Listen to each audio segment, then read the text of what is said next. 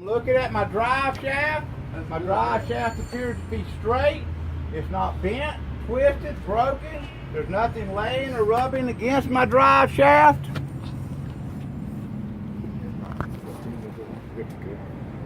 Drive shaft. All right. And the one right next to it? Excuse me? Oh, sorry. Start that yawning. I'm sorry. The one right next to it that looks like it's kind of like the steering Catwalk. rod. Next. The one close to it. This side. There ain't no other one there. This. Oh, never mind. In the camera, it looked a lot bigger. No pot. So my straight is not twisted, broke, bent, or damaged. There's nothing laying against it. And looking at my universal joints on both ends. I got that pointed into the front universal joint. There's one on the back. Okay. My universal joint is securely attached. There is no rust trails or signs of any shininess or damage that would indicate anything was loose. It is well greased, and there are no foreign objects in my universal joint.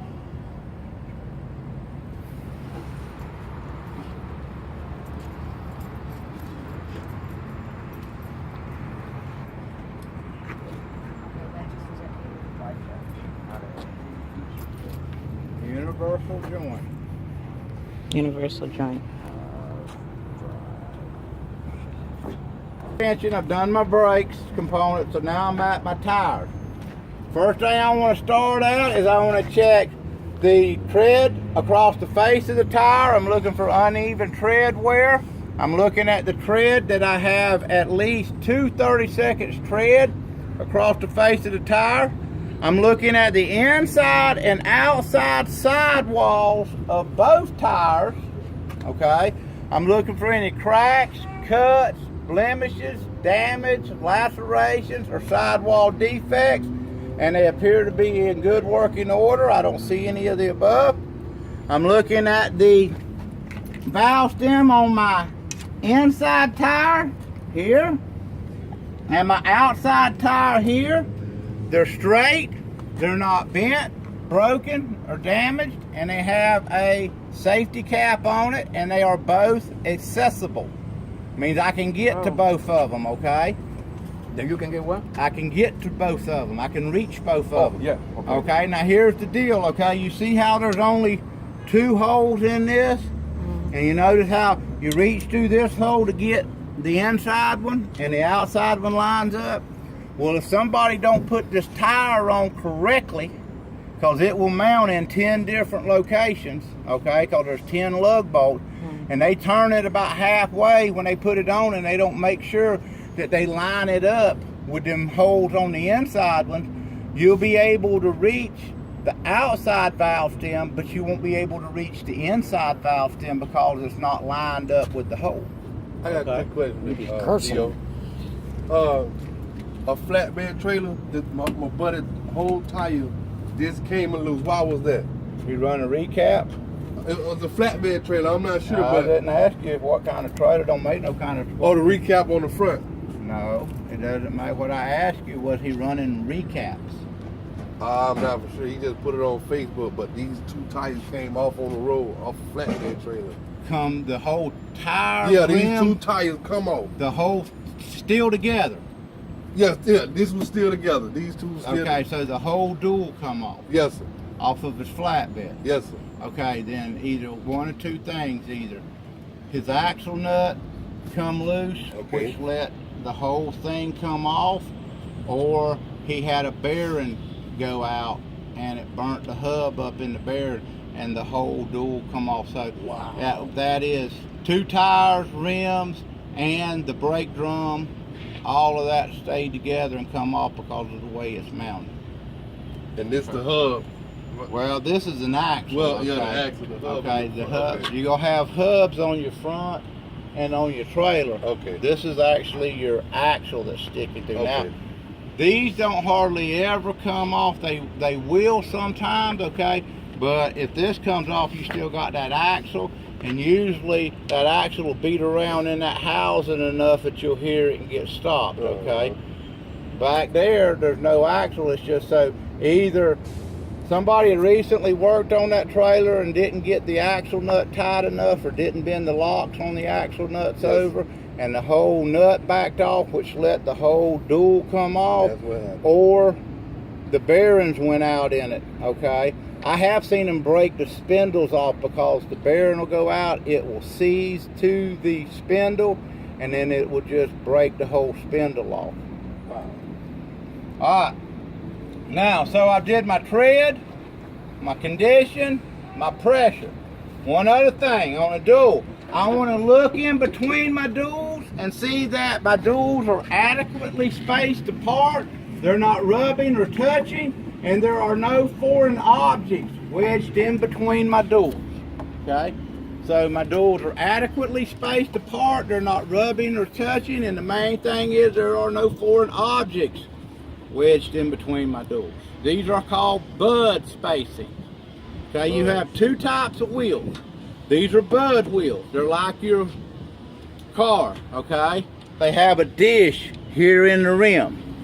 Both of these rims are exactly the same. However, the inside rim is turned around and put on. The outside rim is turned this way. The two dishes go together, and that's what creates your spacing in between. Okay, so both of those rims are exactly the same type of rim. They're called a bud rim. They get their name because of the dish spacing, and that they mount like your car with individual holes for the studs. Versus a Dayton type wheel, and you don't see Daytons much anymore, okay? A Dayton type wheel, and I don't even have one left on the yard to show you, is the center of the rim. All of this dish part is not there.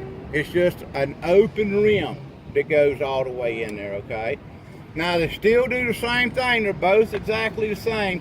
The inside one goes on one way, and then you knock a spacer up on the hub that spaces the tires apart. Then your outside one goes on, okay? And they're real bad about loosening up, and then when they loosen up, the tires don't turn and the hub spins, and what it does is it wipes out the valve stem on both tires, tears the valve stems off, and you end up with two flat tires. I doubt y'all will ever see a Dayton wheel, okay? But that's the difference between a bud wheel and a Dayton wheel.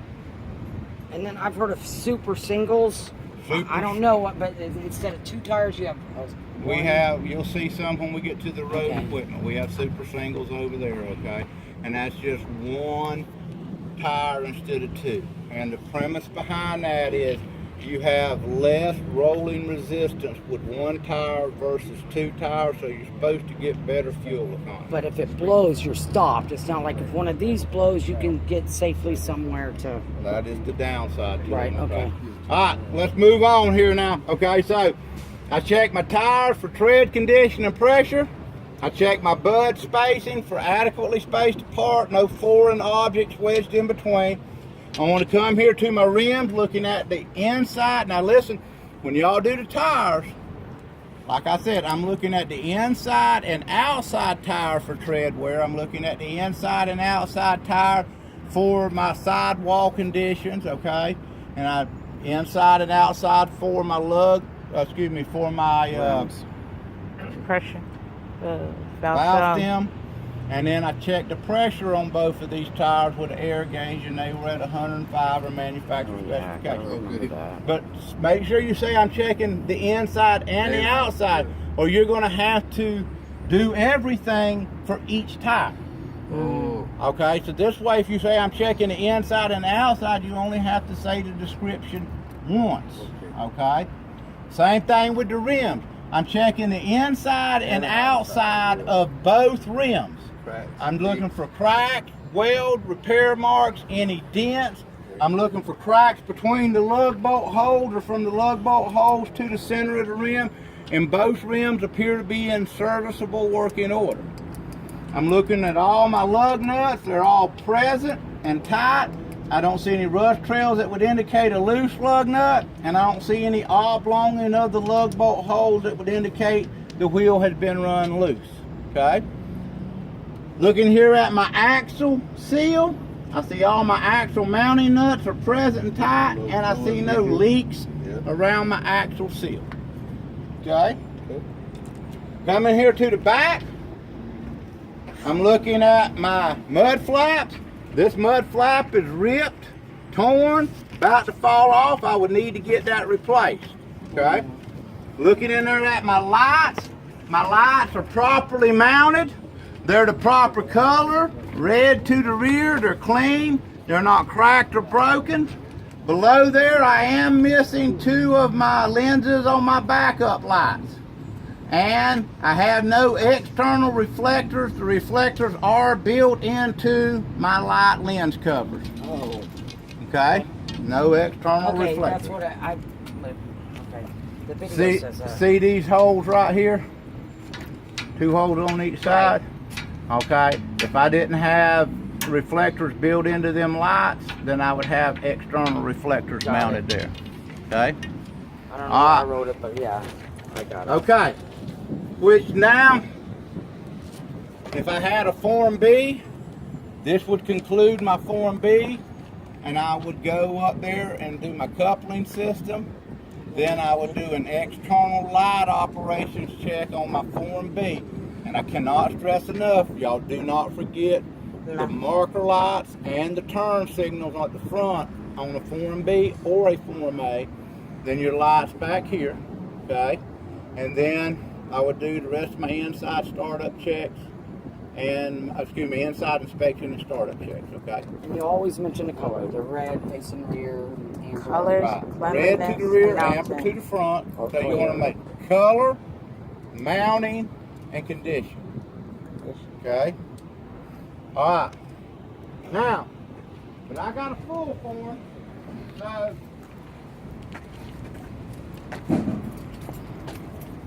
I'm going to start with my coupling system. Okay? Now, if you had a Form C, which is the trailer, you will start with your coupling system and then do the trailer. But y'all don't have to worry about this because they would tell you on the instructions, okay? You got a Form C. First, I would like for you to inspect all of the components involved in the coupling of the tractor and the trailer. Then I would like for you to inspect the trailer and the front axle on the trailer. Okay, so they'll tell you what, depending on what form you get, they'll tell you what you need to inspect, okay? All right, so I'm going to start here with my air and electrical lines. I'm going to start here with my air lines. They are securely connected at the back of the cab, okay? Both lines are properly connected. Looking down both the lines, I'm looking for any rub, chafe, splice, or damage to the lines, and they appear to be in good working order. They are properly connected to my glad hands. My glad hands are securely connected to the trailer. I don't hear any audible sounds of air leaks out of my air lines or my glad hands. Okay, I take this glad hand off, looking at the condition of the rubbers inside the glad hand, and they all appear to be good and working order. You don't have to take both of them off, just one. And then you tell them I would check the other glad hand like I checked this one. Okay? So my air and electrical line, my air lines are properly working order. So I did the connection at the back of the tractor. I did the condition of the lines, the connection to the glad hands, the connection of the glad hands to the trailer, and the seal. Now I want to look at my electrical. I'll check my connection at the back of my tractor. It's securely seated and mounted in, and the safety latch is in place. My electrical line shows no rubbing, chafing, any cracked, broken, or spliced insulation, and no signs of frayed or arcing wires. It is securely seated at the front, and the safety latch is in place. I would tell you that I should not be rubbing against my catwalk right here, so I would need to fix that.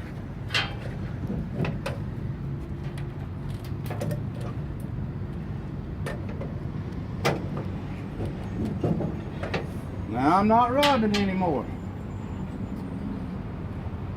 See that shininess right there where it's good and rubbing? Okay, eventually that'll wear a hole through that electrical, through that insulation, okay? That's why you don't want them rubbing against anything.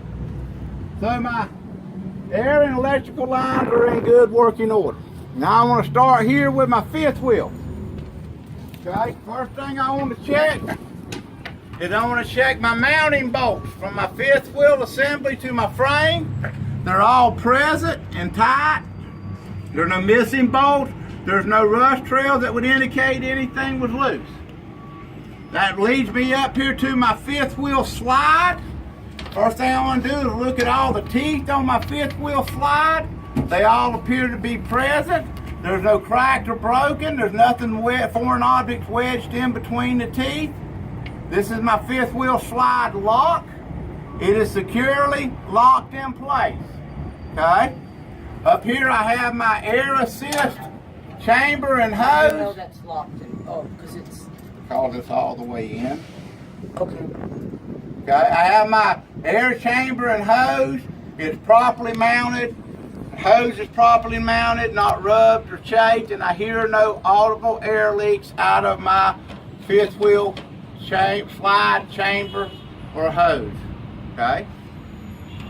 Alright, that brings me here to my platform. This is my platform right here. Okay? It is securely attached to my fifth wheel slide. It is securely attached to my skid plate. It has no cracks, weld, or repair marks.